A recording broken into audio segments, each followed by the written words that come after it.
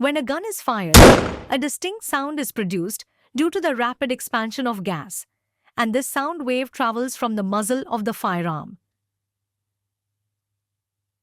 When the sound wave reaches our ears, we become aware that a gunshot has occurred. However, it's equally important to determine where the shot was fired. This challenge is frequently faced by our courageous soldiers in the field. To address this, we present our solution. Let's begin by understanding how we perceive sound. Humans have two ears, allowing us to determine the direction of sound. Similarly, let's represent this with two blue circles, representing microphones, positioned as our ears would be. When a sound is produced, the wave reaches the two microphones at slightly different intervals. By multiplying this time delay by the speed of sound, we calculate the difference in distances between the microphones and the sound source. This gives us a hyperbola on which the source of the sound lies. Now, by introducing two more microphones along a different axis, we generate another hyperbola. The intersection of these two hyperbolas gives us the location of the sound source. However, when the source is far from the microphones, the hyperbolas flatten, which introduces a significant issue.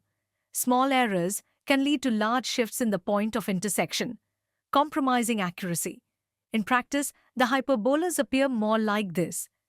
But despite this challenge, hope is not lost. The source still lies between the asymptotes of the hyperbolas. And while the error increases, the angles between the asymptotes remain small.